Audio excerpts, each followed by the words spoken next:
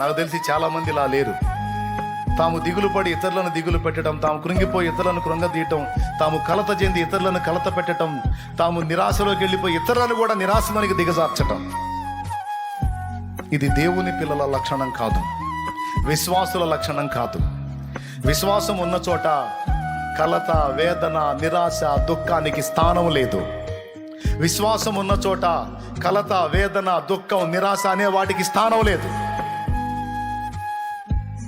అవంటూ మనలో ఉన్నాయి అంటే, మనకు ఎదురవుతున్నాయి అంటే మనలో విశ్వాసం చాలా దిగజారిన స్థితిలో ఉంది అని అర్థం. Praise the lord.